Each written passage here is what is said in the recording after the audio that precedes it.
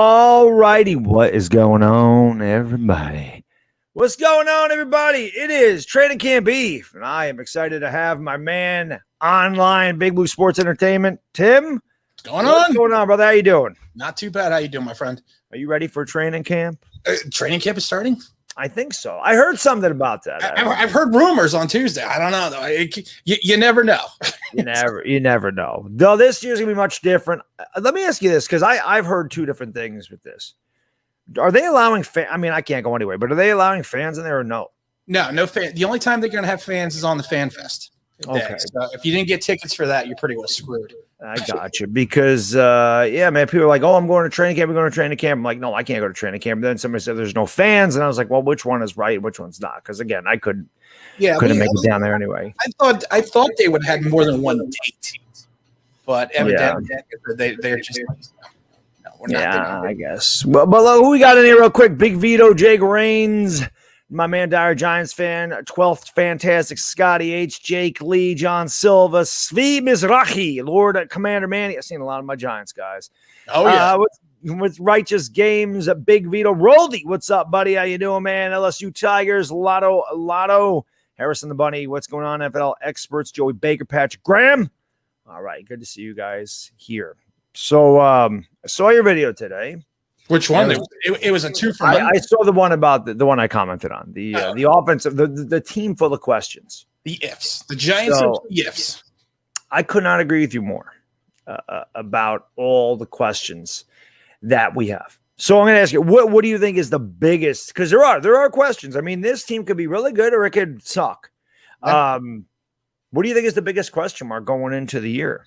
You know, the easy answer, of course, would be Daniel Jones. That would be the simplest. But honestly, it's still, in my mind, it's got to be the offensive line. I mean, everyone's worried about the tackles, you know, and rightly so, with Matt going out with the back injury. And I always worry anytime an offensive lineman has a back injury because you never know how that's going to work out. You have Andrew Thomas, of course, is coming off the ankle injury.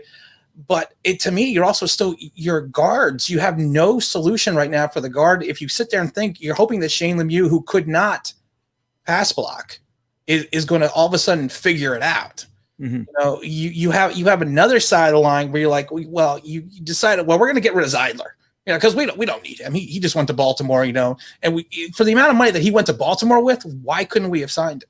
I know. But with your open positions, I mean, I'm less worried about the tackles because of the fact that, and a lot of people disagree with me with this, but with Nate Solder, I still have a feeling he could be a swing tackle. He can go from the right. He can go to the left. He could fill in because he's professional for a couple games here and there. But I'm telling you right now, the guard position, which is, of course, is the interior line position, scares the hell out of me because one of the things that I think we've noticed about Daniel Jones, and I've said this a couple times, when you put the rush directly in his face, and a lot of people will say, well, that's for all quarterbacks. No, but Daniel Jones sometimes has a problem processing the information that he's seeing. Right. You put the rush directly in front of him. I don't want to say he panics. He just seems to get a little flustered. And the ability for him to read the defense is why he's trying to look at the line in front of him and make the correct decision always seems to be an issue. Now, you could also sit there and go with the linebackers. To me, also, the linebackers are huge question marks because outside of Blake Martinez, who's your other three guys? Who is your other three consistent guys that are going to come in and make a difference? That's why I keep saying the team it's if. You know, like I said, if Daniel Jones can do what he can do, if Saquon Barkley comes back, if the guards can block, if the linebackers play up to expectations, if we generate a pass rush from the defensive edge position, which we do not have, and if Leonard Williams can continue to be who he was in 2020 and not 2019, or I should say 2018. Right. Yeah, I mean, I couldn't agree more. You know, I think a lot of people did the video on ESPN saying the offensive line was the worst passing block in the league. And, you know, ESPN usually hates on the Giants, PFF. They just like to hate on the Giants. But I thought that they had a good point. And, you know, that was my contention was, listen, they're not wrong. I don't know what we have on the offensive line. I say you got it. They projected 32nd, didn't they? Because I didn't do a projection.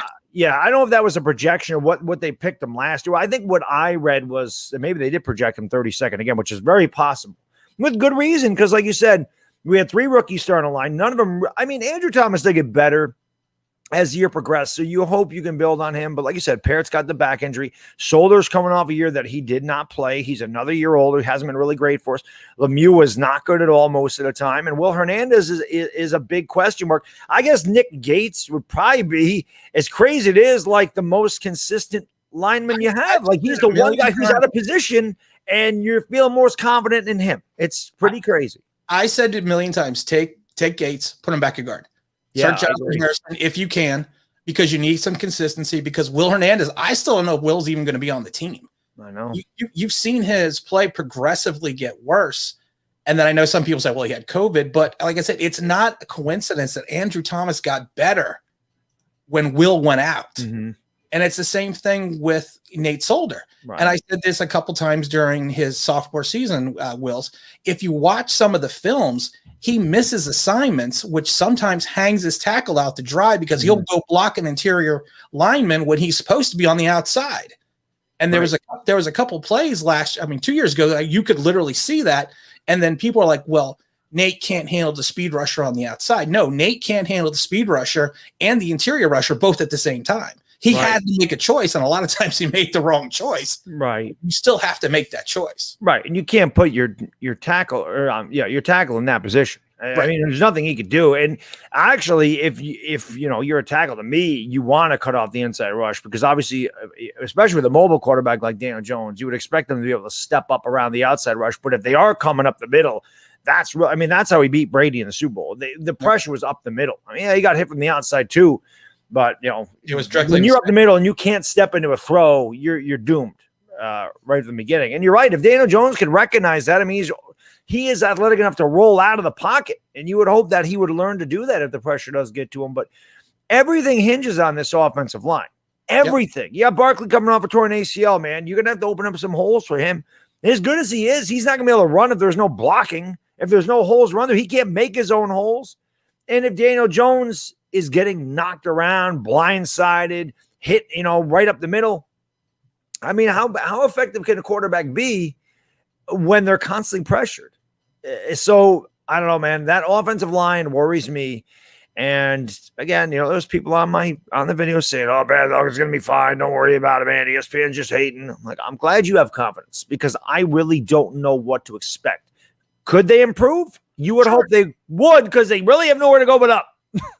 Well, my thing has always been this, and I've said this a million times, New York Giant fans live in a bubble, and anything outside that bubble, they don't hear. But if you go, and like I said, I know people all across the country and I talk to them about the Giants and their perspective is so different than what we perceive in the bubble. And I always say when I do a video, I try to step back and say, okay, I'm going to look at this from a subjective point of view. Right. And if you look at the line, I mean, even with Gates, who can you really say has, of course, not counting Thomas because Thomas, of course, is your, first round draft choice, but who can you say has really solidified a spot on that line that you can guarantee and say, it's not like it's back in the 80s, when you had Benson, Arts, right. Roberts, you had Ard at the guard, Carl Nelson, you had a line, Chris Godfrey, you had a line that you recognize every position was filled, but outside of Andrew Thomas, who you have to worry about still, and Nick Gates, who's playing out of position, what can you say is the best part of the Giants' offensive line? Yeah. Or even their backups. It's tough. They're in a tough spot. John, thank you for the super chat, man. Really says, is it possible with the cap we have to get a decent center and move Gates to the guard position and maybe have Solder play left guard as well? I don't think Solder's going to be a guard. And I don't know what centers are out there. I honestly don't know. There's nothing out there right now. And I've said this before. I mean, if a player's still out there in free agency, there's a reason he's still out there in free agency. Like, listen, I always have to take my dig at the Eagle fans. I can't help myself. Like, they're celebrating getting, Steve Nelson, like they just won a Super Bowl. Well, to them, that might have been their Super Bowl. The guy has 7 interceptions in his entire career. Yeah. He's not a game changer, but they think, oh my God, look at this. Darius Slade and Steve Nelson. We're shutting down the Cowboys receiving court. No, you ain't. We're going to win 4 games instead of 3. Right. Well, they think they're going to win 13. I mean, Well, I live near Philadelphia. Eagle fans aren't that. I know you do. I'm surprised they can find the stadium half the time. Listen, man, these guys are all pumping up Jalen Hurts, and at the same time, they're all pining for Deshaun Watson. How does that work? Well, How the hell do you do that? It works real well. There you go, Eagle fans. There's your little dig for tonight. I love the Eagle fans, man. I got great Eagle fans on my channel, but I always have to. It was Giants, Eagles, man. We got to do that. Got to start it up, man. Football starting, man. Well, I know. Tomorrow's the day. We're not going to get into Washington or Dallas because I got too much to say about that. Yeah. I mean, every fan base. You know, this is the great thing about this time of year, though, Tim, is that every fan base has confidence in their team. Like every team, we're all undefeated, right? Every team's like, oh, we're going to win this division, man. Yep, we're going to get better. We improved. Every one of us does this. I mean, even me, even though, like I said, the question marks, again, you mentioned a bunch of them, and you're right. The linebacking core, outside of Blake Martinez, who do you have? O'Shane Zeman is coming off an injury. Lorenzo Carter coming off an injury. You consider Aziz a linebacker? Is he a defensive end? Like, and what do we expect from him going forward? Reggie Ragland. Like, don't worry, man. Smith, though, what is Southern Illinois or Northern Illinois? He from what I'm hearing from the Twitter sphere, he's going to be an All-Pro. Yeah. Oh, yeah. The Twitter sphere is great. I was told to stay off Twitter. Listen, the Twitter, it's a great name for it because that is a different universe. Yeah. It really is. We were talking about social media before we went live, and there's some interesting people on social media. That is for sure. And then you're right, the edge rusher. And who's our edge rusher? And can Leonard Williams have 11 sacks again this year? You were mentioning it before, in your video today, and you're right. If Leonard Williams goes back to being the almost sack guy, but does allow other players to get in there and get sacks, that is going to be effective. Is he going to live up to the contract? I mean, who knows? That's the thing with Leonard Williams, and that's what I said in the video. I mean, the problem is going to be, he's been in the league for 6 years. Mm-hmm. He is probably more what he was the first 5 years than what he was in year 6. But if he's somewhere in between and he gets his 5.5 sacks, but he still gets his pressures and he's still a disruptive force, is he worth the $20 million? No.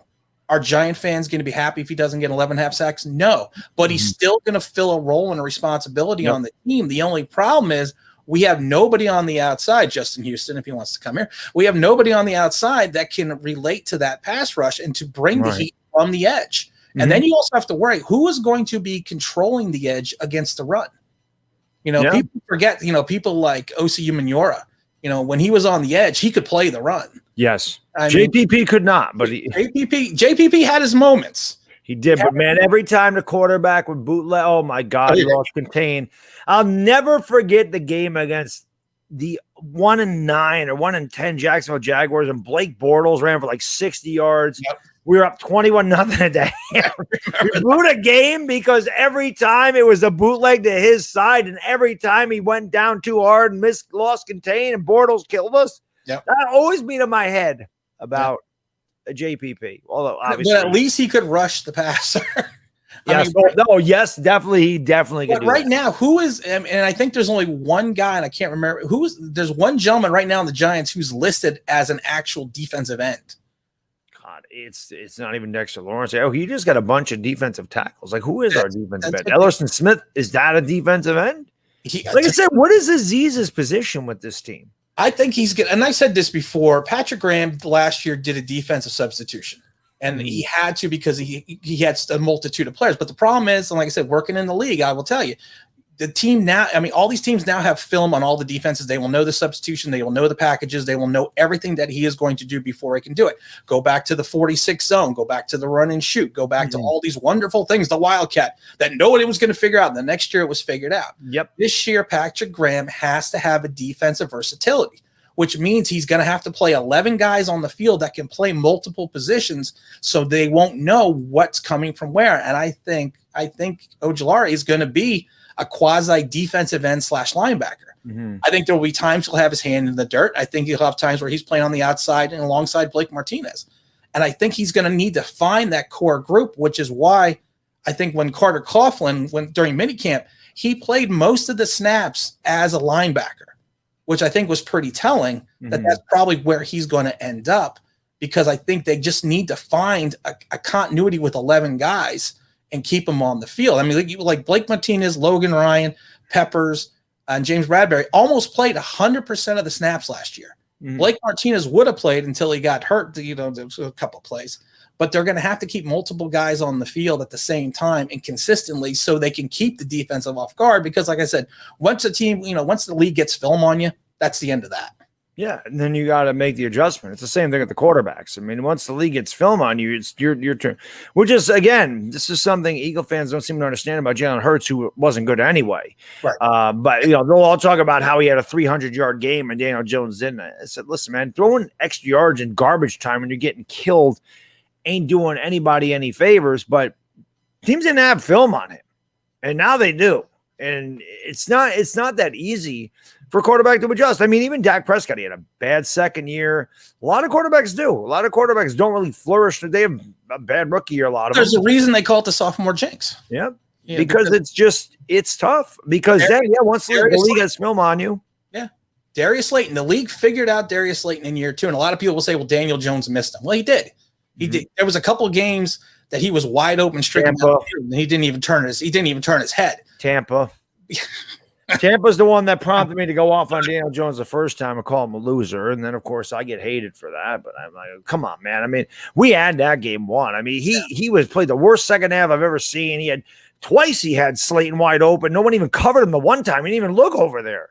Oh, he didn't. Like I said, if he turned his head to the left, the touchdown. Yeah, it's 6 points. But still, the league figured out a lot of what Slayton did his rookie season, and he didn't adjust. So you hope, and I always say you can never judge a draft class until year 3, because your hope then at that point in time that player readjusts and makes the necessary changes so he can move forward and progress. But like I said, it's and I don't want to bash Daniel Jones.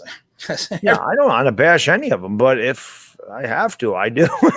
I guess I don't know. I mean, like I said, I admit I'm very emotional.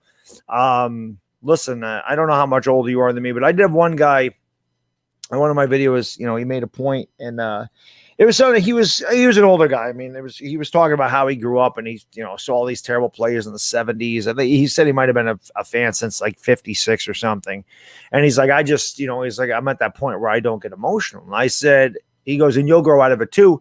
And I said, I probably wouldn't be like this had I grown up during that era, not because I would have been older, but because I would have seen losing. Right. I got lucky when I started watching the Giants. It was 1984. I missed 83, which was a terrible year. They made the playoffs the next 2 years, and then won the Super Bowl in 86.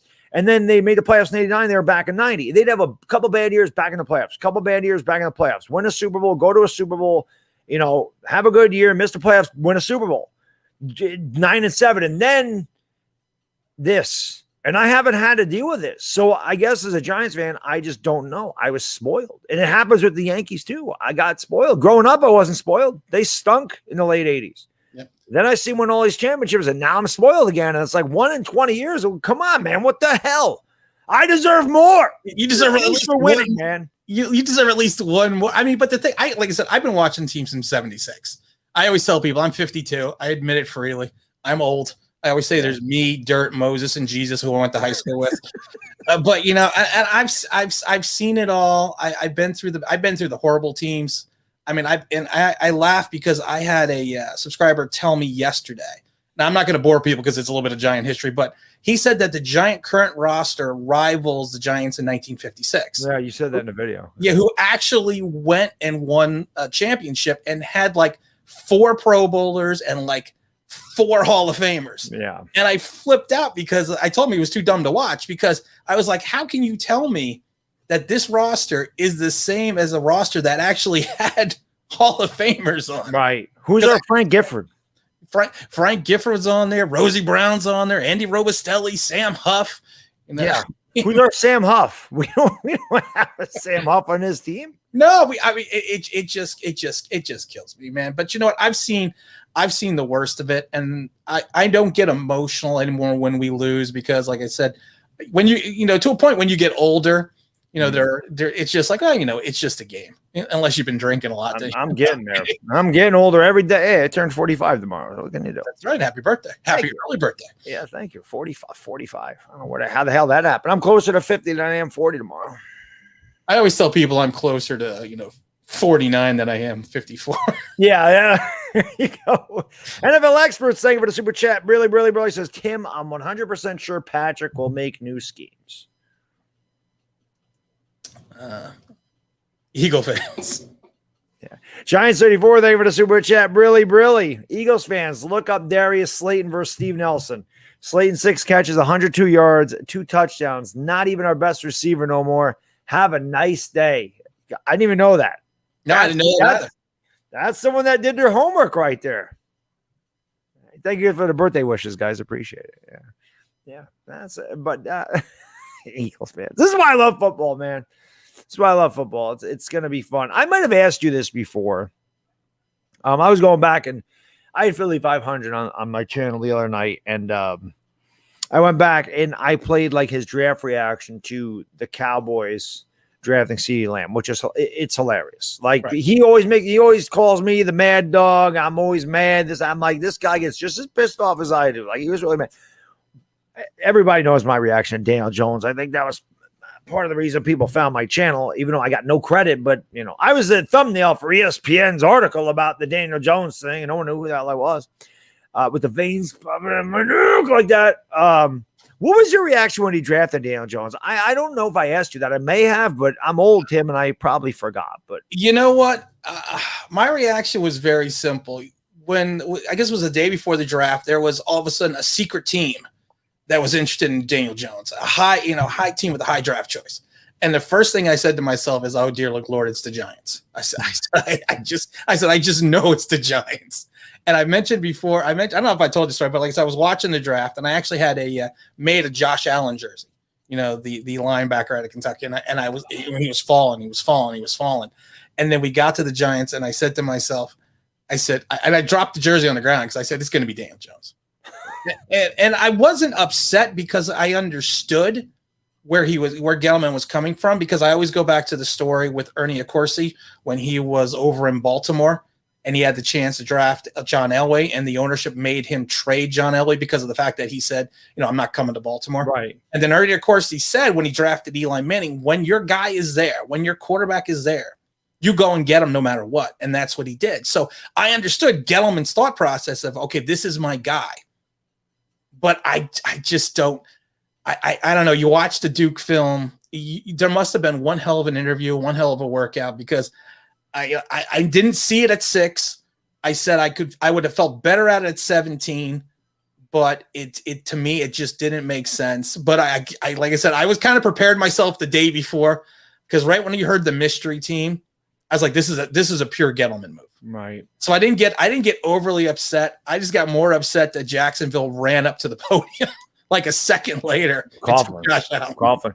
Yeah, I mean, for me, I heard those rumors and I thought they were smoke. I did a video on it that said there's no way the Giants are taking this guy at 6. They're not taking him at 17. It's just to get teams trying to trade up in front of the Giants, or they're trying to make them whatever. And I wanted Josh Allen in the worst way. And Chris and I be talking about, I'm like, there's just no way Josh Allen's getting past the Jets. There's no way he's getting past the Raiders. I said he's not getting past the Raiders. No way, no how, no way. Because I knew Devin White was going to Tampa. I said, there's no way. And when they took Clelin Ferrell, I'm like, oh my God. He's there. Josh Allen is there. He's there. And then that Daniel Jones, and I lost my mind. Somebody talked about the Devontae Smith reaction for Giants fans. A lot of them were staged. I can tell you that right now. I saw one. Ian Paola on Instagram actually sent me one. A guy like punching a wall, like punched a holes in his wall, and his girlfriend getting mad. I go, that's totally staged. But he sent it to me because he remembers my Daniel Jones reaction. I said, yeah. I go, I never gotten that mad. I broke something like that. Made my vocal cords. But a lot of it was staged. But still, I made sure to put my reaction up, because my words were, I don't care. Like, yeah. I'm not concerned about it. It was you go back and watch my reaction to that, to Devontae Smith. I say in the live, I said, listen, the Cowboys traded up. They're getting Devontae Smith. Chris said, well, what if they do? I said, Chris, they're taking Devontae Smith. Yeah. I said, now it's time for us to trade back. We're trading back. It's time for us to trade back. And that's exactly what they did. So I didn't care. Like, I would have liked Devontae Smith. It's not like I hate on the kid or anything, but I wasn't like in love with him. I wasn't really in love with anybody there. And at the same time, I didn't really hate anybody there. So no matter who we took, I was going to be okay with it. When we dropped back to 20 and got the first round pick, I was excited because when you spend your draft, your cap space and you have none, you got to accrue draft picks, which is what Gettleman did. And he did a good job. Kadarius Tony, though, I'm going to talk about him in a second. I was a little confused at that pick. I can't sit here and say I liked it because I didn't. And I can't say I hated it because I didn't. I was intrigued by it and had a hard time understanding why he went there. Now, we did end up with Ojulari in the second round, which is who I thought we were taking there. So I think it worked out. But like, what was your reaction to them getting Kadarius? Let me get this from Meat Tarhan, and then tell me what your reaction to Kadarius Tony was. Meat, thank you, brother. Brilly says your birthday, your birthday. the hell's in this? Head dog, happy birthday. Just thinking dog years. You like 6. Just like little bad dog. Yeah, I wish. Thank you, brother. I appreciate that. So what was your reaction to Kadarius Tony when we took Kadarius? You know what? It was more my reaction when the Eagles traded up, because I had a feeling, like I said, when they traded up, I think everyone knew Smith was gone. And I laughed because we did a live stream and I did it with a gentleman from the UK, and I did it dressed up as completely as Elvis from head to toe. Nice. You know, I had the wig, I had the glasses, I had everything. It's a sight to see. And it was funny though, because people, when Smith got drafted, people were like, oh my God, Elvis looks depressed. And I wasn't depressed. I was just like, I know Gettleman's going to do something. I really wanted Parsons because I felt that he could potentially fill 2 needs on the team. Yeah, but liked him too. And then for him going to Dallas, that just really killed me. Yeah, that sucked. But when they went and drafted Tony, it was one of those things, again, you're thinking to yourself, are you drafting potential talent again like Gettleman did the other year when he took all the linebackers and he took Matt and he took everyone else? He wasn't when he took Shane Lemieux, and I got blasted for it last year when I said I gave the Giants draft a C+, because of the fact that I said it's not a bad draft, but it's a draft on potential talent when we needed immediate talent. Yep. And I kind of think Tony's the same way. I mean, he's had 1 good year out of 4-year guy at Florida. He's also coming off a COVID year where most teams weren't up to full expectations. Mm-hmm. Does he have the speed? Sure. But most scouts call him a unique route runner. You know, when someone's called something is unique, that means they're not very good at it. Right. So in my mind, he's not going to be Percy Harvin. You know, he's not going to be Stephon Diggs. He's going to be a guy that potentially in the beginning of the year is going to have to be almost like a gimmick player or a decoy because of the fact that we're going to have to keep defenses honest in certain ways, because of the fact that more likely you're going to double team Kenny G. Mm-hmm. So you're going to leave somebody under single coverage. So you're hoping if he has that ability to catch the ball. And I love the fact that of course he never dropped the ball in college. He's never dropped it. Neither did Evan Ingram. What is that? That doesn't tell you know what, college is over. Yeah, you're right. It's a different animal in the NFL. You're in the pros now. You're done. So I was just more concerned with the fact that yes, I felt we needed a wide receiver.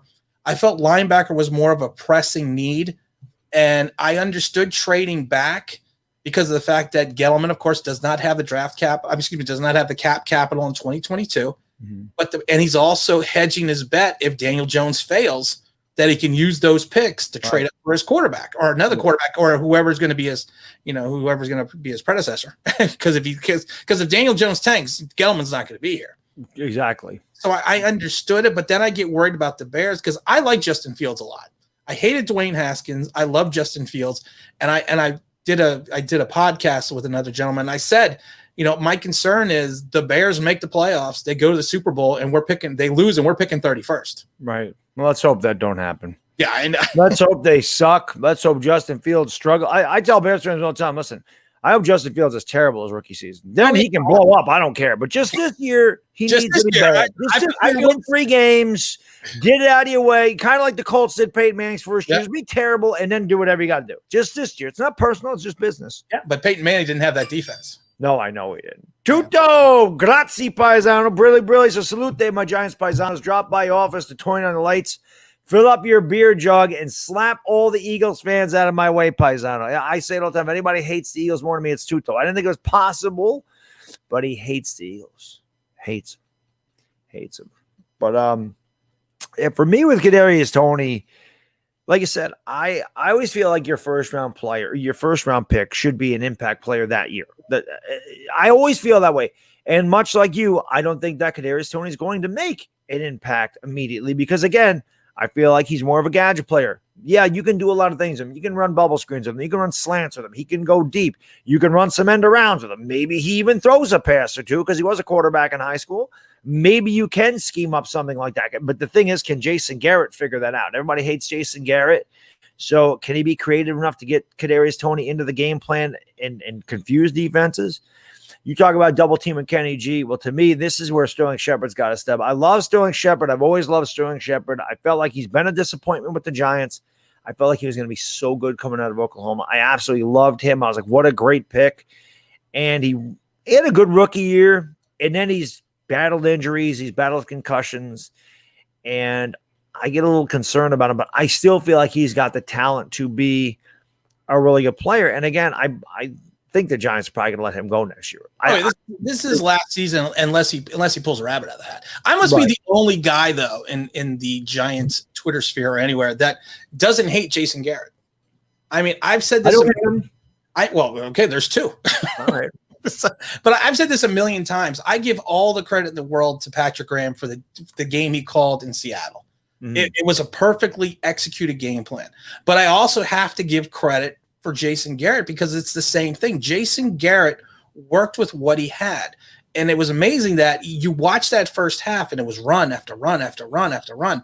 And I was actually told someone I was watching the game with, I said, you know what's going to happen? The next couple of plays on the third quarter, he's going to go deep or he's going to throw the ball because they're so focused on it. And that's what he did. And then he goes back to ball control after he takes the lead because he knew his defense was playing so well. I mean, it was the same thing, with the Ingram drop. One of the best executed plays called perfect time. And to the point that, he makes the catch, we win the game. We win the division. Yeah, that's true. But and to the point also with Daniel Jones, people will say, well, he can't work with Daniel Jones. Everyone has to remember that Daniel Jones's biggest runs were on design plays called by Jason Garrett because he saw something in the defense with their over aggressiveness, which allowed the lane to be open for Daniel Jones. Daniel Jones to me is not a scrambler. And I've said this before, Josh Allen of the Bills is, to me, he is a point guard who can create his own shot. He can move around the pocket. He can find his opening. Daniel Jones needs the lane open to run in. And it's not a knock against Daniel Jones. Just some quarterbacks are scramblers, some aren't because he doesn't have an innate ability. But the problem is because people always point out, well, they both had, the same amount of yards. Both had over 400 yards. Well, Daniel Jones, most of his yards came on 3 plays. Yeah, against the Eagles, mind you. Yeah, exactly. That's not saying much. No, right. But I'm saying you were talking about the over-aggressive defense. He used the over-aggressive defense against him. Exactly. And so, to my point, I just think that I hope that Daniel Jones maturates the way he should. And I really do think that Garrett is the guy that can help him do that because Pat Shurmur, for all of his flaws, and he had tons of them, he is a quarterback guru. He understands what he has in his offensive players, and he highlights their skills, which is why he went with a lot of, first-rate options for Daniel Jones's rookie year. The only problem is you can't do that consistently over your career because teams figure that out. Go back and Google Rick Meyer and see what happened to him in Seattle. So I hope that and Garrett has the ability and has worked with quarterbacks and has made them better. So I feel in a lot of ways he is the perfect guy for Daniel Jones. It's just, does Daniel Jones have the complete talent and mental fortitude and the mental ability to process what Jason Garrett's going to give him? And I know this is long-winded, but the one thing also is people get on Jason Garrett because his game plan was vanilla. I never thought that was 100% Jason Garrett. I thought that was a design effort by the coaching staff to limit Daniel Jones's turnovers and allow him to win games because of the defense that we had. And it's not just the fact that Jason Garrett said, well, I'm not going to let him throw deep anymore. I have a feeling that they all sat around with Joe Judge and say, hey, listen, let's put him in a position to win because we have a chance to win those games. Let's not put him in a position to lose because he's great. Daniel Jones is great between the 20s. Yes, he is. But once you get in that red zone, there's just some kind of disconnect. Well, we got to hope with Kyle Rudolph and Saquon Barkley that gets better. You got to hope that those two guys make it better in the red zone. But to your point, one thing I've always argued about it with people that do hate on Jason Garrett, and Chris and I at the end of the year just started laughing about everything. It's Dr. Garrett's fault. We just started calling him Dr. Garrett because anything that went wrong, like the defense would, I don't know, just say Jabril Peppers picks the ball off, then he gets hit, he fumbles, and the offense, the offense recovered it back and be like, oh, that's Jason Garrett's fault too. Like it was like I never could figure out why people would excuse everything Daniel Jones did and say he's got no talent. He's got no talent. He's got no receivers. He's got a running back. His line sucks. But they'd say Jason Garrett's play calling sucks. And I don't know where the disconnect is with some people. I'm like, listen, Jason Garrett's working with the same players Daniel Jones is. What do you want him to do? Oh, he's going to just chuck it deep. Well, I mean, he has no time to throw. And everybody's saying the receivers get no separation. Well, if they're not getting separation, how can he throw deep? And one thing I say all the time, in the NFL, it's not the Big 12. Your receivers aren't going to streak down the sideline wide open. Yep. Quarterbacks need to anticipate and throw the receivers open at certain points. As soon as a guy comes out of his break, the ball should be gone. You should not wait for him to come out of his break and start to turn around and then throw the ball because it's too late by that point. I go back to their 2-point conversion against Tampa. Deion Lewis was wide open. As soon as he broke, Daniel Jones should have lost that ball. He waited. He hesitated, and then it was behind him, and then it was over.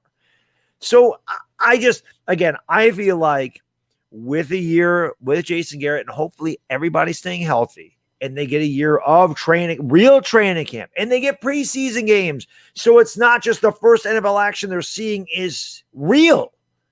They get a chance to get acclimated to one another. They get the chance to work with one another and work on things in the preseason that they didn't get to do last year, that he's going to be better. But much like you, I'm the same way with Daniel Jones. Physically, I know he can do it.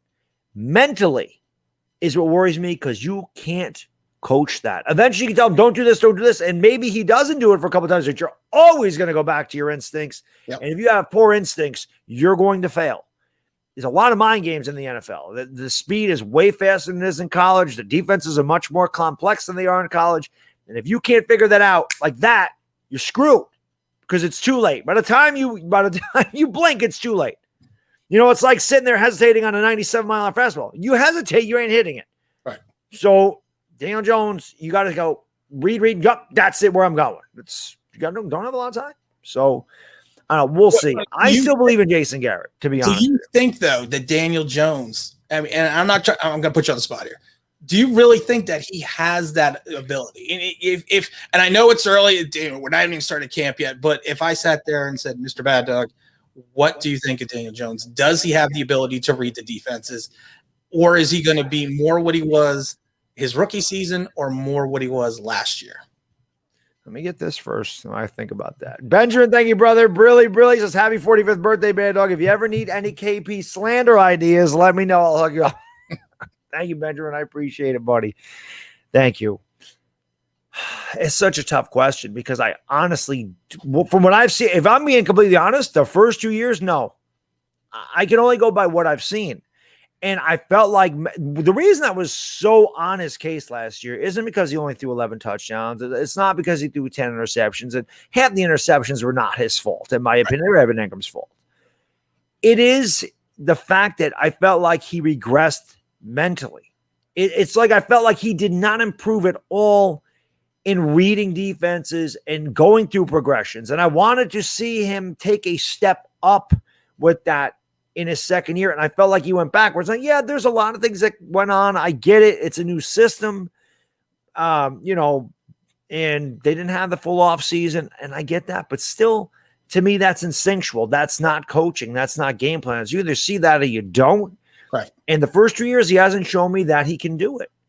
I don't know. I personally, like I said, I hope he can. I hope he proves me wrong. Because like I said, physically, I think he's got the tools. I think his arm is strong enough. I think he throws a nice deep ball. He's definitely athletic enough to get away from a rush. And he's, you can definitely utilize, like you said, his mobility on set play calls and everything else. I feel like play action passes could be really good for him if we get Saquon Barkley going a little bit. But that in between the ears thing, man, I just don't know. I don't know if he processes it fast enough. And that's again, I'm not trying to say he can't do it. I'm not saying that. I'm just wondering though, because to your point, and I've said this a million times about quarterbacks, sometimes they just are what they are. I mean, it's not a slight. You know, some people can do things better than other people can do things, but the ability to read a defense is paramount. There have been plenty of college quarterbacks who could fantastically read the defenses, but they did not have the physical skills to compete in the NFL. Daniel Jones, to your point, to me is the opposite. He has the physical ability, but to me, you just can't teach somebody how to read a defense. Phil Simms, when he came out of Morehead State, and early in his career in 79 and 80, he actually played well, especially playing in the 70s. If you look at him statistically, it's like, well, he sucked. No, the 80s and 70s different. The stats were different back then because of the way the defensive backs could play the wide. But he was able to read the defense. He had the physical ability. He just couldn't stay healthy. My concern is like with Daniel Jones is he has the physical ability, but the mental processing fact, it's almost like when he's reading something, he's a step slow. And the same thing I said about Andrew Thomas, who looked like when he went back on his pass blocking, he looked a step slower than he did in college. And hopefully that was the ankle injury. But Daniel Jones, it just looks like, because there's sometimes you watch the games, and I go to most of the games, and you're watching on the field, you can see things. And of course, we don't have the rush coming at us. Right. You can see plays develop, and you're like, he's not even looking to the right. He's not even turning his head. And I just get worried that with that mental ability, to your point, that's something you can't teach. Right. And like I said, right now, I mean, Mike Glennon's your backup. We have to pray that Daniel Jones, because I've said this a million times, he's our season. Yep. If he falters, I mean, and Saquon Barkley doesn't come back, or doesn't come back to like week 5, I mean, where are we going to be then? Are we going to be 1-4, 0-5, and then, hope for a magical run again? Yep. That's tough. Like I see one guy here saying, geez, this is like watching the trash Daniel Jones show. Well, to me, raising questions about his weaknesses is not trashing the guy. There's no way that I don't know how you can say that we're trashing him. We're concerned about his ability to process. If you don't see that, if you're seeing something different, I would love to know what you are seeing that makes you believe everything's 100% correct. It's everybody else around him. It's not Daniel Jones at all. We're not saying that he can. We just said we think he can do it, but we worry about him going through progressions. He hasn't shown the ability to do it in 2 years. He hasn't. That's just the way it is. And the same guy said, who are his receivers? Well, I mean, who are Deshaun Watson's receivers this year? His offensive line was terrible. Yep. Who are his receivers? The guy had the best year of his career without DeAndre Hopkins there. So you can't just say, oh, it's the receivers. Oh, it's the offensive coordinator. Sometimes it boils down to the quarterback too. Last time I checked, Tom Brady in his early days did not have a plethora of wide receivers. He was throwing to like Jabbar Gaffney. He had Deion Branch that one year. Troy Brown. I mean, it's not. I mean, of course, he did David Patton, former Giant. Yeah, I mean, it's not like he had the guys. He didn't have the talent around him in reference to the skill position, but he found the way to get guys open with the. To your point, he created his own passing windows. He created the ability to, because his ability to read the defense and know where to put the ball for his receiver.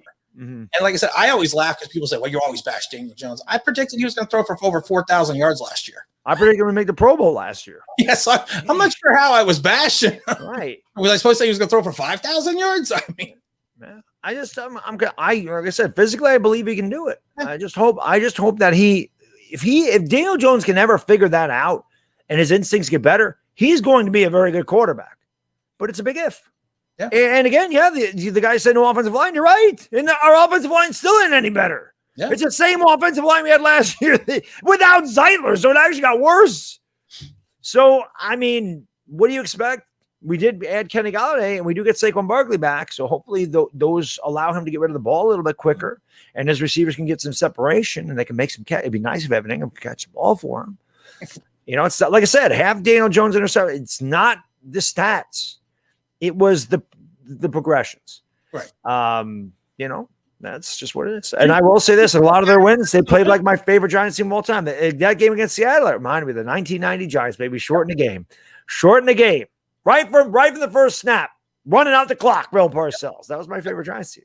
You know, Cody, thank you for the super chat, brother. Brilly, my man. He says, happy birthday, one of my favorite people. Thank you. I appreciate that, man. I can't believe I'm 45 years old. You need to shut up about that. I'm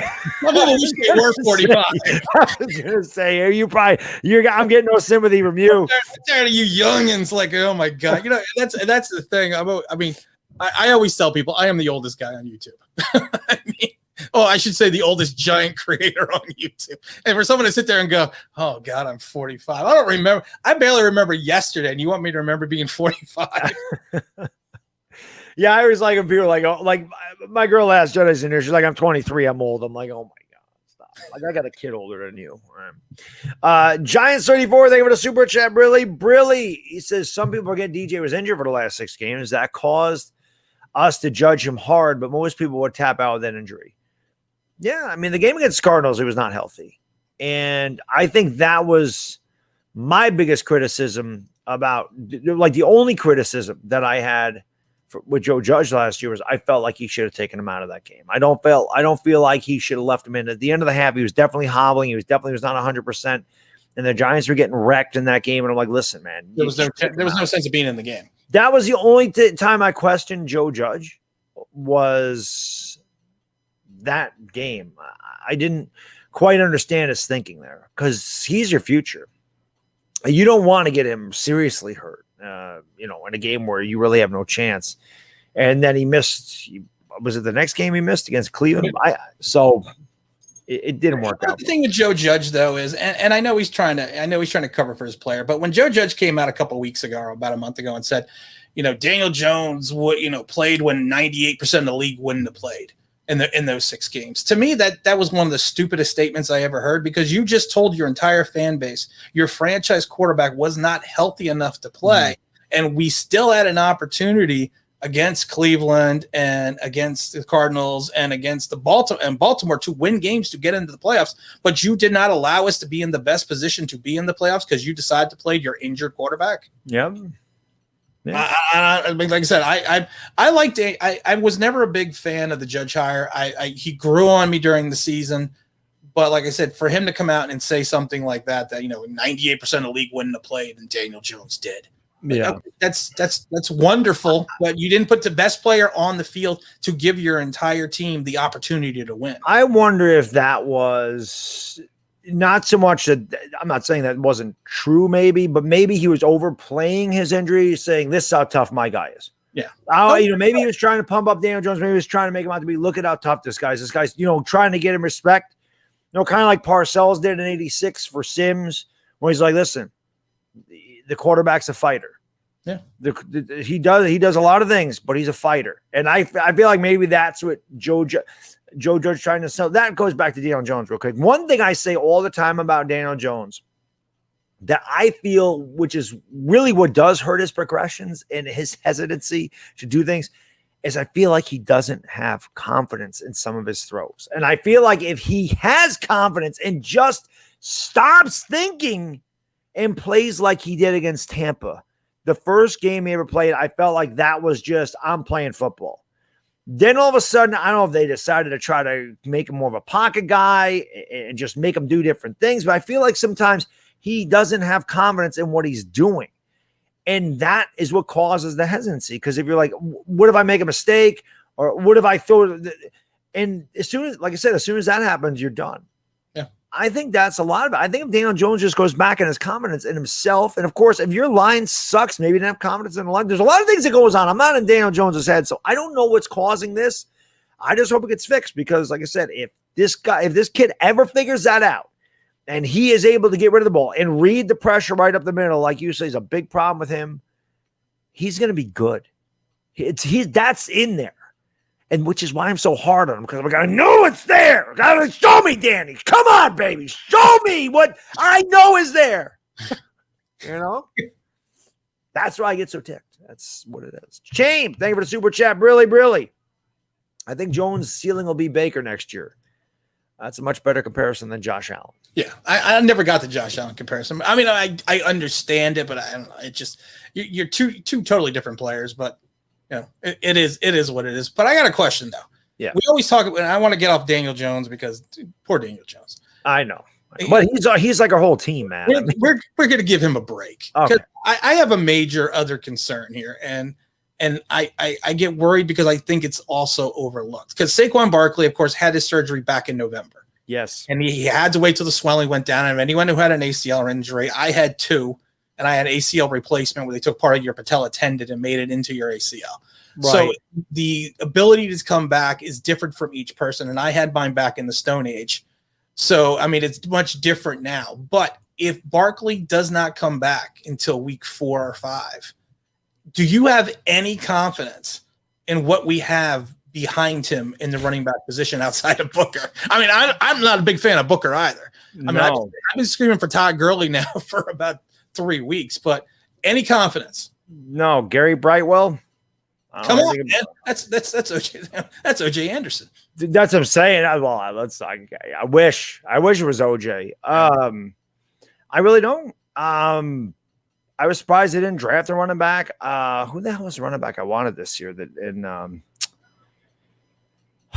There was a running back I really liked, and I can't remember his name. I know last year I was high on Anthony McFarland. He went in the 4th round, and they ended up getting his backfield mate, Javon Leake. And I kept saying, why don't they give Javon Leake a try? What I thought he did really good at camp. Where the hell is Javon Leake? Yeah. But I don't. At Home Depot. You know what's that? So I think he's working at Home Depot right now. Oh, Trey Sermon was the guy that I wanted. Yeah. Trey Sermon was the guy that I wanted last year because I'm like, we have no depth at running back. And Barkley is, like I said, big question mark. And yeah, I know why everybody thinks, he's going to be ready for week 1. Usually it takes, like you said, a year for that to heal completely. Now, Adrian Peterson came back in 8 months. He's not human. That's that was the second one, too. Exactly. That was a freak of nature. And a lot of anything, because like I said, I played, I tore my ACL in college. I played the next year, but the problem is I didn't trust my leg. I didn't trust my knee, and I tore it again. Because it's like Daniel Jones, it's a mental thing. If you don't trust your surgery and don't trust your ability, you start relying more on your other leg, and that's when bad things happen. I'm not Griffin, perfect example of me. Yeah, I'm not saying that's going to happen with Barkley, but to think that he is going to be back for the first, I see some people are like, well, he's going to be back by week 1. I'm like, yeah. I mean, how do you figure that? Because of the fact that they're going to have to move him slowly into the lineup because you still need to know what you have in the guy you drafted 2nd overall. Because he's going to be going into his 4th season, so I mean that fifth year option is rolling around the corner. Yep, that's right there. AP, thank you for the super chat. Really, my man. Worst case, we start 2-6. We sell at deadline. Got to. Yeah, but the thing is, most fans are going to say, well, look what Joe Judge did last year, how he turned around the team off that horrid start. So do you really think about selling, or do you think there's going to be like another miracle hanging out there? Yeah, I don't know. I don't know. I don't know how many miracles we have. But miracles seem to go against us, rather than for us. Tutto grazie paisano. Billy says buono compleanno. Kevin, my Goomba. My dad and uncle are saying that Mikey is gaining so much weight, paisano. Who's Mikey? Mikey who? Who's Mikey? I don't know Mikey. I know Don Vito was in here earlier. I don't see my boy Al Batts anymore either. I know where all my mafia guys are. But yeah, man,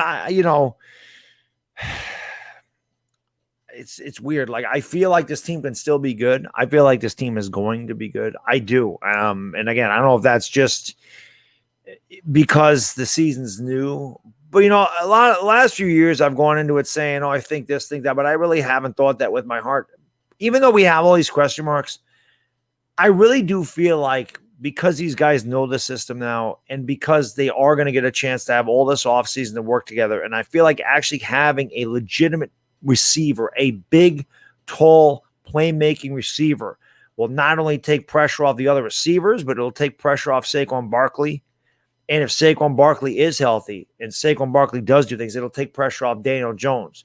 It'll take pressure off the offensive line. When you can run the ball, and these guys like to run block. They were pretty decent run block. They weren't not a bad run blocking team at all. But they were good. And if they have a guy like Saquon Barkley, I just feel like they can put this together. And I feel like the defense is even without the pass rushers, I feel like the fact that Patrick Graham finds ways to get there, schemes different ways, like the guy said earlier, I do think he'll come up with some different things.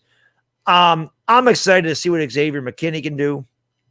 I felt like he made a big impact. Obviously, that gives us more depth in a secondary. He can play some 3 safety sets. You can move Jabril Peppers to money back. I just feel like there's a lot of versatility, and Patrick Graham likes that. I feel like the defense will be just as good. Our schedule is easier than it was last year. Schedule was brutal last year. The end of the season was brutal. I mean, there was plenty of winnable games in the beginning of the season because a lot of teams were not up to par. Yeah. But I wanted to ask you about Kenny, though. And because, again, living outside the giant bubble, I've talked to people that live in Detroit. No one was overly upset in Detroit that he left.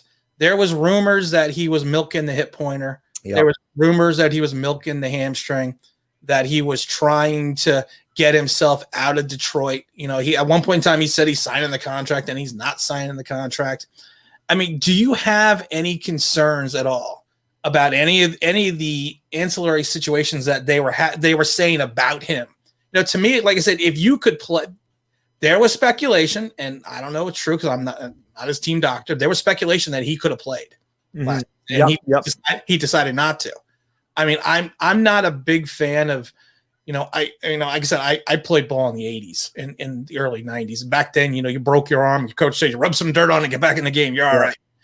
Any concern that, that stigmatism that he didn't want to play, or he was worried about, his contract coming into a team that, I'm not saying we're in a rebuild, but, because you don't want to be in rebuild 11 years later. Right. After your last playoff win. But any concern at all that he was not what they thought he was going to be in Detroit, and that he may bring that same type of – there is speculation that he has a little bit of an attitude too. And again, like, this is just coming people that are around Detroit. Any concern that he's bringing that type of baggage with him to New York? Because I get worried that he goes 4 or 5 games into the season and he has like 11 receptions. And we see that, we see what some people said about him in Detroit. All right, let me get this from Benjamin, and then I'll answer that question. Benjamin, thank you, brother. Brilly says, I decided to reinvent myself and have dedicated my entire life to slandering Luke's name. You ain't old. Thank you, Benjamin. I appreciate that. I am nobody. He says, the troll ain't here. He ain't loyal to you like I am. Gosh darn it. Donate you, troll. He just loves to rip KP all the time. Brock, thank you, brother. Brilly. Thoughts on Steven Nelson, the Eagles. We'll get to that in a second. Although I don't care. We talked about that earlier. It ain't a big deal. I know some of and you're not like this, Brock, but some of your content creators think you won the Super Bowl because of Steven Nelson. I've said it before. Every star is going to be an Eagle, and every Eagle is a star. That's the way some of these fan base guys are. To get to your point about Kenny Golladay, this is the way I look at this. It does concern me a little bit. The only thing I could say about Kenny Golladay, and again, it's not like our franchise has been a lot better than Detroit, because it certainly hasn't. Sometimes losing wears on people. That's why I keep saying trade Evan Ingram. I bet you if Evan Ingram went to a different place, he'd probably be a better player. Some guys can't handle losing. And if every game you're losing, man, you're just not into it. And you're going out there, you're undermanned, you're getting your ass kicked. It's hard to be like getting up for the games. I know that's their job, but at the end of the day, they're human. So I know when you're playing through a season and you're 4-8, you're 4-9, it's like the last 3 games, man. Who gives a damn? Kenny Golladay, to me, maybe was trying to make sure he didn't get seriously injured, and it would have hurt his contract negotiations. Because if he got really seriously hurt, maybe teams would have even paid him less, or they would have, not been interested in him the way they were, and he wasn't going to get the payday. I'm not saying that excuses it or that's right, but maybe that's what he was thinking. Sometimes a change of scenery does help, and I do think that the head coach might make a big difference. Matt Patricia is not a good head coach at all. He was terrible. But yeah, I get concerned that if, like you said, through 6 games, he has 16 receptions and no touchdowns, and we're 2-4, maybe that shit does start to happen. It is concerning. Just like Kadarius Tony. Like, I don't know. What a weird preseason this guy's had. The cleats don't fit him. He's got family problems. He's playing out there on one foot. He gets COVID. Like, is this guy just cursed? Or what the hell is going on? And I was talking about that before with someone. Odell had the same, not to say he didn't have COVID and his shoes didn't fit, but Odell had the hamstring injuries his rookie season. He didn't, he didn't light the league on fire until a couple games into the season. So I always take everything with a grain of salt again until we get at the end of camp and we see someone. We need to see him do something in a game, in a preseason game. But Tony, I'm actually not worried about. Like I said, I just get concerned when you hear these rumors, and they always say where there's smoke, there usually is fire. Mm-hmm. And some people always change, when you're not performing well. And I'm not saying that Kenny's gonna do it. I hope Kenny's all pro. I hope Kenny has 110 receptions, 1,300 yards, 20 touchdowns. I hope he does everything. Right. But like I said, Detroit has actually been to more playoff games, since the last time the Giants have. So it's the franchise kind of mirroring themselves, but of course you're in a bigger market. I just want to make sure that, if he's, and I don't think it's going to happen, but I was just wondering, like I said, the same thing with the Dory Jackson. And again, living inside the Giant bubble. I mean, everyone thought that was the greatest sign in the world, but if you go outside the Giants bubble, people couldn't understand how the Giants gave a guy a raise who's coming off an ACL who did not, a lot of money. He did not play a full season. And it's just, there's just so much speculation with this team. That's why I keep calling them the team of ifs. That, Sure. But same thing with the Dory Jackson. I don't think, like I said, Dory Jackson going back to USC never really had an attitude, that you knew of. But again, do you think coming off a major ACL injury, coming back, and now, of course, he had his injury much earlier than Saquon, but do you think that he can live up to the expectation? Because I think a lot of Giant fans are going to look at the contract and say, okay, he's not performing to his contract. But a lot of times you're not going to, because of the fact that, just for any other reason, you may play well, but you may not play at that all-pro level. But the same question I have for Dory Jackson. Do you think that he is going to have that ability to be, Robin to James Barry's Batman, and are fans going to have a short leash with him as well if, let's say, he gives up a couple touchdowns the first 3 games of the season? All right, let me do this real quick. Duran, thank you, brother. Brilly, you mean like Kawhi did at San Antonio, one of Toronto? That very well could be. What I think the thing with the Dory Jackson is pretty much this. The Giants needed somebody over there. Isaac Yiadom is not going to get that. It doesn't even matter. It's just like, I don't know if Giants fans are going to, unless let's hope he's not, knock on wood, that he's not hurt. If he's not getting toasted every play, every other play, like Isaac Yiadom, I feel like Giants fans will be happy that he's just such a huge upgrade. And I think another part of it was, the Giants kept him away from the Eagles because the Eagles obviously had a ton of interest in Dory Jackson, and they wanted Dory Jackson. He was scheduled to visit them the next day. So I think the Giants are like, we're not even going to give this guy a choice. We want him here. We definitely don't want to lose him to a rival. And like I said, I think it's a huge upgrade. Again, he's a big question mark. I mean, he's been hurt and he hasn't had an interception in a couple of years, but I feel like that had to be done. I feel like that was the biggest, like they pretty much have a really good defense. I mean, they don't have a pure edge rusher, and they don't have like a superstar linebacker. I mean, Martinez is nice, but they don't have a Lawrence Taylor. They don't have a Carl Banks. They don't have a Harry Carson. They don't have those guys. But I think together as a group, they're a really formidable defense. I feel like that was the really one glaring weakness on this team last year, because you're plugging in, like you said, the guys like Cam Brown and Carter Colvin, and they were making impacts. Yeah. And Tay Crowder. I mean, these guys were 6th and 7th round picks, and they're making big plays. Yep. So to me, that was like the one glaring weakness, was that right cornerback position. I'm not saying he's going to be Robin, but maybe if he's Aquaman, it'll be good enough. I never saw Aquaman, so I'm not sure. Me either. I just remember him from when I was a kid. Like, he was one of the dumbest characters. In Isaac Yiadom's defense, though, he has not given up a touchdown since December. Just throwing that out. He hasn't given up. To be fair, neither have I. Shane, thank you for the super chat. Really says, I don't get why only one thinks the Cowboys have a better record than the Giants. Dak cannot make up for a terrible defense. Giants beat their record. Listen, the Cowboys are going to be in a lot of shootouts. this year. They have a great offense. I'm not, listen, their offense is scary. You can't lie. They got the best receiving core in the league, in my opinion. I love CeeDee Lamb. I've never made any emotions about this. I love CeeDee Lamb. I think CeeDee Lamb is a superstar in the making. He's going to be great. Michael Gallup is your third receiver. That's pretty formidable. And Amari Cooper is one of the best in the league. And their offensive line is pretty decent. And if Ezekiel Elliott can come back to anywhere he was and Dak is healthy, they're going to put up 30 points a game. But yes, their defense is a massive question mark. I know that they drafted mostly defense. I hate that Micah Parsons went there because much like you, Tim, I love Micah Parsons, but that secondary is not good. And although I like the Joseph out of Kentucky, he comes with a lot of baggage. And again, there are already reports about him kind of screwing up. And Micah, they came with a lot of baggage. They're talented, but can they stay on the field? And then the rest of it, who knows? So I feel like the Cowboys are going to be in a lot of 31-27 games, 34-31, one way or the other. I don't think that they're head and shoulders better than Washington. I don't think they're head and shoulders, but maybe they are on paper better than we are. But that doesn't mean we can't beat them. But they're not a bad team. The defense is a big question. The secondary is a massive question for them. Yeah, but offensively, they're going to be, if they're healthy, they're going to be by far the best offensive team in this division. Yeah. It's not close. But the problem with Dallas is they're almost the reverse of the Giants defense.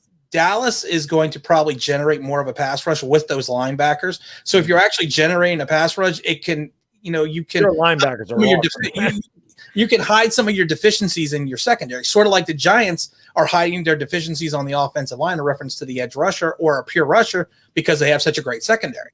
Yeah. So it kind of balances out. But like I said, I don't think the Cowboys are head and shoulders above us.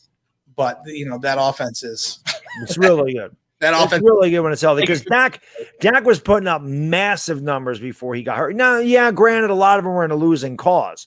And I'm not like, again, the Cowboys scored a ton of points last year, but they were 1-4. And honestly, they could have been 0-5. Atlanta gift wrapped the game for them. They blew a 21-point lead like 6 minutes ago. So they, even with them putting up all this great offense, they still were losing a lot of games. So that definitely could happen too. But there's no question, no matter how good our defense is, no matter how good Washington's defense is, you're not going to shut that team down completely offensively, especially if Zeke reverts back to what he was. But again, the NFC East is always good. You never know what's going to happen in a divisional game. And it's going to be interesting. That's why I love the NFC East. I mean, I hate the teams in this division, but I love the rivalries. I love the trash talking between the fan bases. It's a lot of fun. It's great. And that's what it's supposed to be. We're the best division in the history of the league.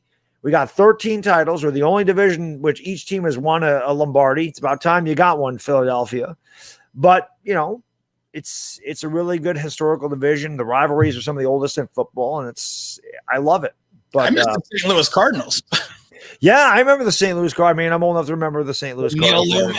We used to beat the hell out of them. Yeah, that's why I miss them. Yeah, that was great. They used to kick their ass, man. Mike Gorga, thank you for the super chat. Really, brother. Guys got me thinking about pitchers, catchers already. Listen,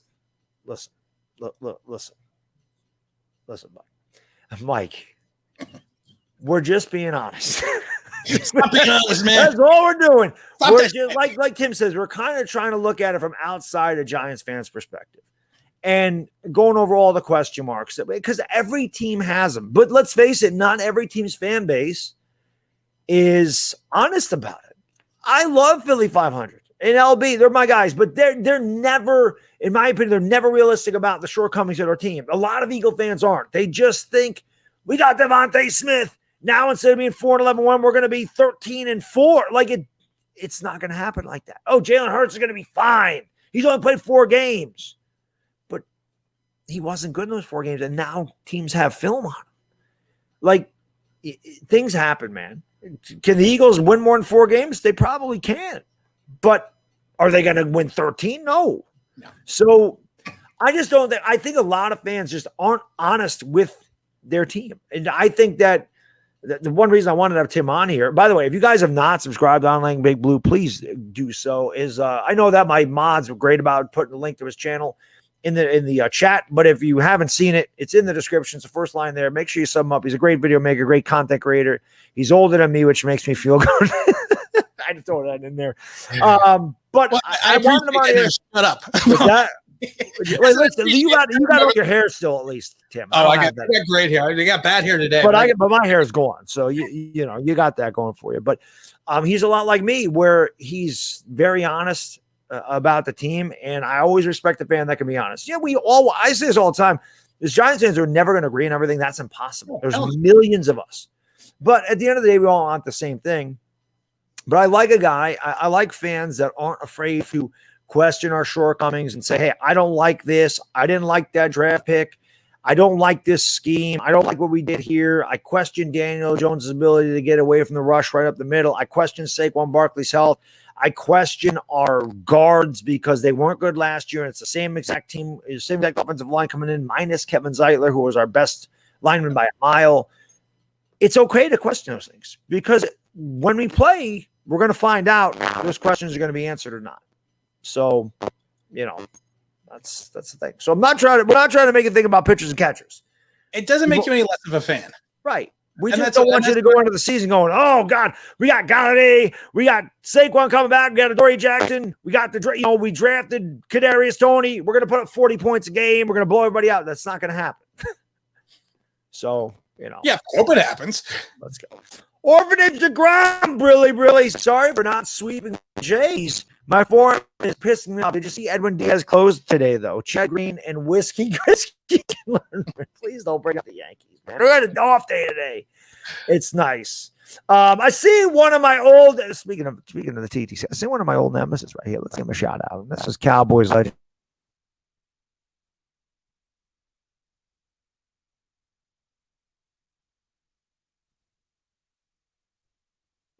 Let me read that again, since my mic just shot out on me because my computer is acting very strange, as it always does. And let me put my good microphone back on. There we go. He says, honestly, this year is going to be great. I know everybody's questioning our defense, but we're moving back to our old scheme. We're going to have Dan Quinn leading the way. Hey, listen, again, I just think I'm not saying the Cowboys defense can't be good. I just question the secondary big time. Your linebackers are great. LV, Jalen, Micah Parsons. It ain't getting any better than that. But I just, if they're not getting there, you know, it is what it is. You know, we never mentioned Washington, though. It's because we beat them all the time. I probably don't ever feel the need to mention them. I forgot. I know. Well, they always make fun of Daniel Jones. And I always tell them, how can you pick on Daniel Jones? You've never beat him. You know, there's always a first time for everything. I know. Listen, just like we were due to beat the Eagles. Yeah. Oh, yeah. We better beat us. You know. But I mean, do you have any thought? I know Washington right now is the, I would say, the choice for the division, and that front seven is pretty elite. And people forget that they were number one. Their secondary was number one in the league last year. But again, it's Fitzpatrick. You're either going to get Fitzmagic or Fitztragic. Mm-hmm. And they don't have the I would say the stable of weapons, you know, that I think the Giants have. But I mean, head to head, and I'm not talking just you know interdivisional record, but division record. At the end of the day, do you think the Giants have the opportunity to push Washington for the division or even for a playoff spot? And do you think we are going to sweep them again this year? I definitely think we can push them for a playoff spot. I don't think there's any question about that. But I don't know if we're going to sweep them. I mean, every year I joke around like, that's 2 wins. That's 2 wins. But, you know, I mean, that's a pretty damn good team. I don't know.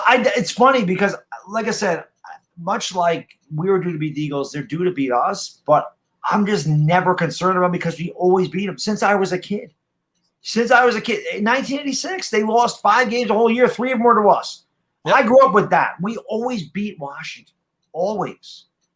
I mean, Eli Manning was, 24-8 against them in his career? Like, they couldn't beat him. They can't beat Daniel Jones. They can say, well, Ron Rivera went for 2 and this. Yeah, I know, but that's not our fault. You didn't get the 2. You didn't win the game. So I guess I'm just – and I don't – and maybe it's because we've beaten them up so badly since I've been watching the Giants. But I don't like them.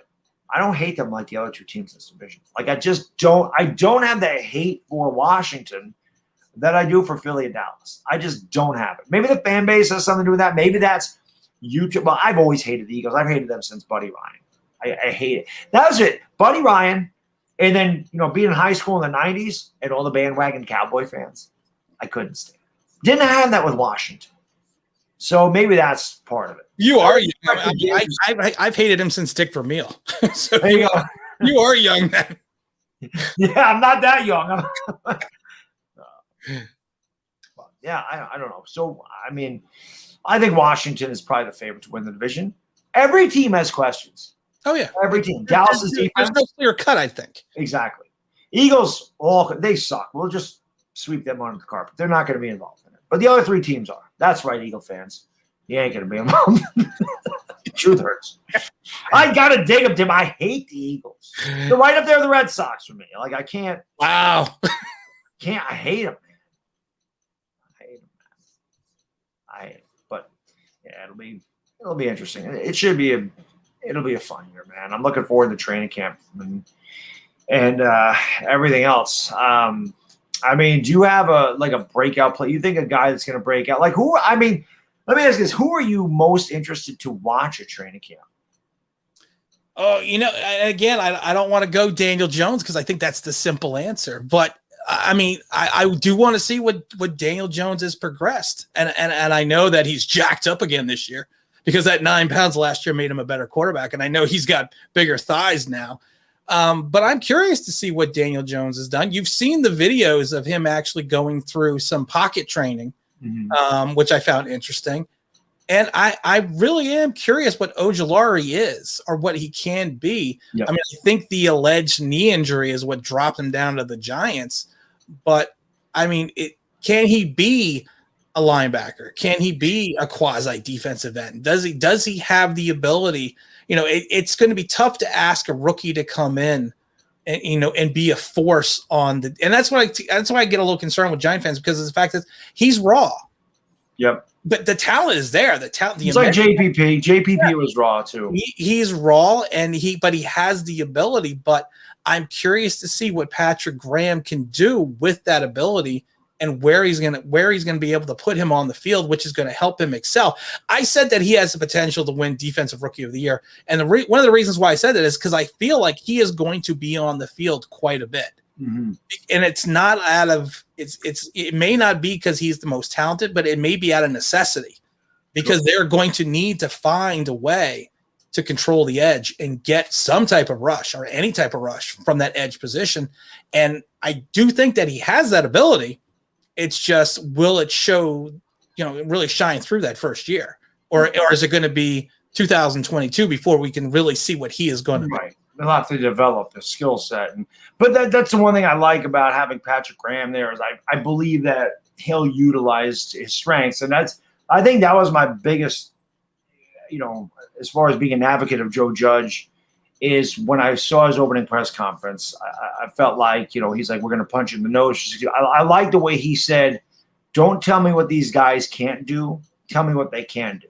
Right. To me, that's what a coach does. A coach gets the most out of the players. Were the 1990 Giants the most talented team in the league? No, long shot. But you know what? Parcells and Belichick got the most out of their guys, which is why they're both Hall of Famers. Yep. Some of the best coaches ever have come through the New York Giants.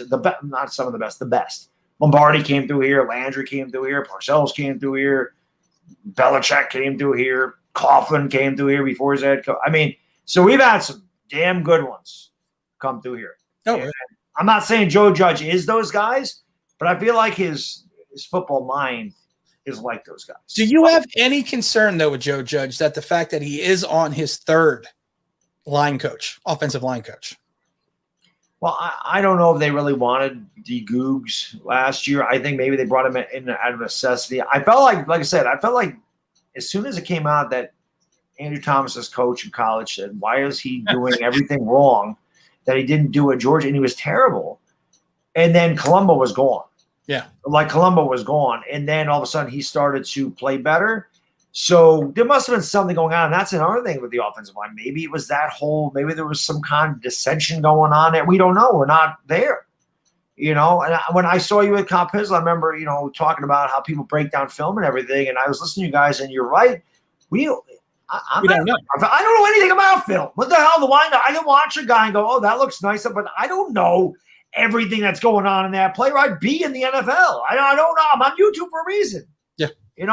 So I can't do that. I can't break down film, but it's the same thing there. I don't know what goes on in the locker room. I don't know how these guys respond to the coaches. We only know what we see on television. We don't know what's going on behind the scenes. Most of us. Like I said, I worked in the league for almost 4 years, and I broke down film. And when I was with Cop, I even said I don't break down film because every Monday you would get a play chart. And this was way back in the Stone Age when they were first using digital systems to chart films. And it was actually a system was called XOS Digital. And it was bleeding edge back in early 2003. But they would give you a play chart, and you would sit there and you would literally chart every player and what they did on each play. And the problem was you still wouldn't now honestly know 100% what play was called. So there was no way to truly dictate, did the guard miss his assignment? Did the tackle shift, miss a line change? Did the running back miss a play? Was there an audible? So at that point in time, there's really no way to properly break down film. And like I said, I did it for almost 3 years, but I couldn't do it now because of the fact that if you don't have that play chart and you don't know what's going on, you're just guessing. And I had a great subscriber tell me, he said it beautifully. When you break down film, basically what you're doing is you're overhyping the obvious. Because if we could all break down film, we could all be in the league. We could all be head coaches. Right. Yeah. Like I said, when I was talking about Gettleman, I'm like, listen, you may not like that he didn't draft a lineman, but there's a reason Gettleman's a GM. And we're on the internet criticizing what he does. There's a reason that they have those positions and we have our positions. Yep. I'm just a guy, like I said, I'm just a fan on YouTube. But I don't know anything any more than I may know more history than some of the fans, but I know as far as like intricacies of football and the way the plays are schemed and film breakdown and all this stuff, I don't know. I just go by all I do is I talk about what I see. Is it always correct? Absolutely not. Do I know everything that's going on? No. I can only report what I am seeing and what I'm thinking. Right. Which is why I say I'm not an analyst. I'm just a fan. I'm just giving you a fan's perspective. I never claim to be anything else. I'm not trying to be ESPN, not trying to be NFL Network. I'm not trying to be anybody. I'm Bad Dog. That's who I am. Yep. Love it or leave it. It is what it is. But looking at my subscriber count, a lot of people are leaving it. Yeah. My Giants guys probably leaving it. Tutto, grazie, paisano. Really, what's the difference between a large bag full of garbage and an Eagles fan? The bag. There it is, man. Thank you so much, brother. I really appreciate it. I know I missed some of these here. Just catch up with a couple of these real quick. Kalen, thank you for the super chat. Really says if DJ fails, it won't be for lack of training or work. No. Great. Physically, I think he's good. Yo! Carson Wentz! Thank you so much. Really says, thank God I got my ass out of Philly. What a disgraceful organization. On behalf of all your mods, we want to haul in and punch K as hard as we can in the damn windpipe and watch him choke to death. Do you know about that quote there? No, I must have missed that one. Well, you were not. I don't think you were on YouTube. This was 2018. But we were up 19-3 against the Eagles. Barkley ran for over 100 yards in the first half. Eli Manning threw a really bad interception. It ended up being 19-11 at the half, and then Barkley got like 5 touches in the second half. And I was so pissed off that we ended up losing that game that in my post game, which when we've been on YouTube a long time and you have the personality I do where you're really loud and you get really pissed off and you just show it. People like to quote things that you say. Well, I guess one of their favorites was, I want to haul off and punch Pat Shurmur in the one pipe so hard that I watch him choke to death. That was when I was that mad. I said, I'm going to punch Pat Shurmur in the windpipe so hard and watch him choke to death. And people loved that one. So that's definitely one that stuck around, was the windpipe thing. So that's what that quote's all about. Yeah, shockingly, I've only been on like a year and a half. Yeah, so you missed that one. Yes. I missed that. I would like to have seen that one. Yeah. It's on my page. It's I don't remember. It's Pat Shurmur Eagles post game. Yeah, it's. Funny thing is, I don't yell. I just say that, and then I think I say at the end, I'd like to spit in his face or something. I was not happy at all. I just laugh because my phrase always is what I always tell people is I always tell people I'm going to punch you in the back of the head. Steve's killing me, man. Ray, thank you for the super chat. Really, really. What up, Bad Dog and Big Blue Sports? Take note, E-girls, Cowgirls, and no-name fans. The NFC East belongs to the Giants. Go G, man. I like your confidence, buddy. I hope you're right. Yeah. It'd be nice to win again. It would like, what is it, 2000? When was the last playoff game? How many years ago? 2016. Yeah. 2011 since you won the division. We won the playoff game. Yeah. It's been a long 10 years. 10 years. And you don't think, you know what's funny? You don't think it's 10 years. I know. I mean, you think, oh, it was only a couple of years ago. And that's why we haven't won a playoff game in 10 years. 10 years, man. 10 years. A decade. So pretty much, guys that are in their teens have never really understood how good the Giants were. I was young when they won a playoff game. Same thing with the Yankee fans. To say, like, if you're 17, you have no idea that the Yankees are the best team ever in professional sports. But you've seen a bunch of, we make the playoffs or we lose. Make the playoffs or we lose. Didn't used to make the playoffs, though. What's that? Yeah, that's true. I mean, the Yankees are still, well, they're not now, but they were a winning organization for a long time. And now they're just underachieving. And that's a whole other thing. We'll do that on Wednesday when I do the Rays and the Yankees. I want to ask you a question about that. Do you think it's Hal?